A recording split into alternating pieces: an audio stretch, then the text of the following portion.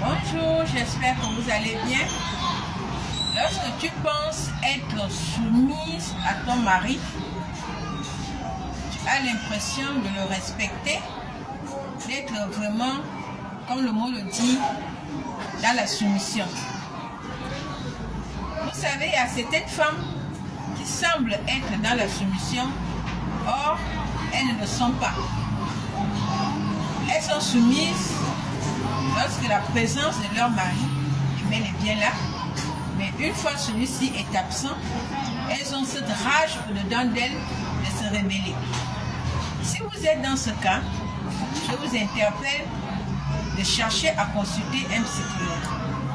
Parce que je vous assure, lorsque cette soumission va commencer à s'orienter vers vous, vous serez dans l'obligation de tomber malade, d'être soit en dépression, ou vous serez dans l'obligation de prendre un traitement pour l'hypertension artérielle. Je vous dis souvent, il est important de prendre soin de sa santé mentale et de son bien-être. La soumission demande énormément, beaucoup d'efforts à une femme, mais est-ce que être calme dans son foyer ou écouter ce que son mari dit, c'est réellement une vraie solution? Allons-y, je vais vous expliquer.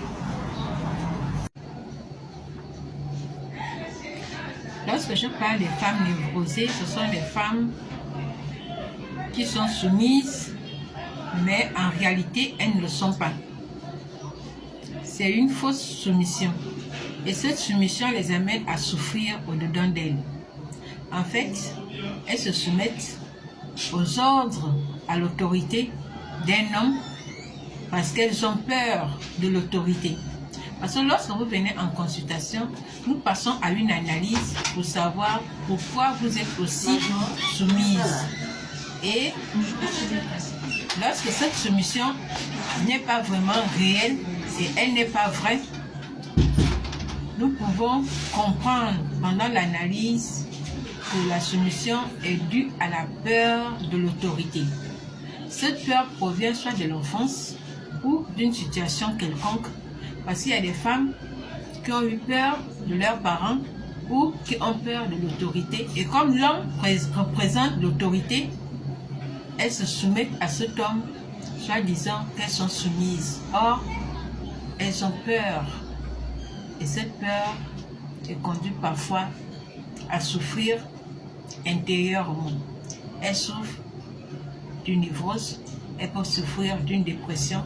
Et cette dépression peut te conduire à être non seulement perdre ton estime de soi, perdre tes capacités ou certaines valeurs que tu as dû apprendre.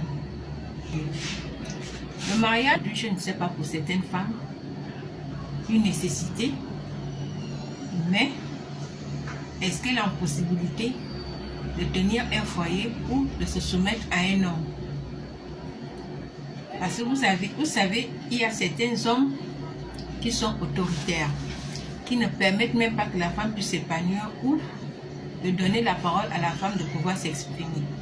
Cette femme a resté des années avec un homme ou des années dans un foyer où elle ne pourra rien dire, elle ne peut pas s'exprimer, elle ne peut pas s'épanouir. Et là, on peut dire, la femme meurt à petit feu. C'est pourquoi je parle de soumission et de fausse soumission. Parce que vous pouvez voir une femme dans un foyer, elle est soumise, vous vous dites que non, la femme accepte ou elle est épanouie dans son foyer. Or, c'est une femme qui souffre au-dedans d'elle et elle n'arrive pas à s'exprimer, elle n'arrive pas à dire aux gens ce qui se passe, mais parce que au prix de garder ou de maintenir un foyer ou un mariage, elle se tue à petit feu.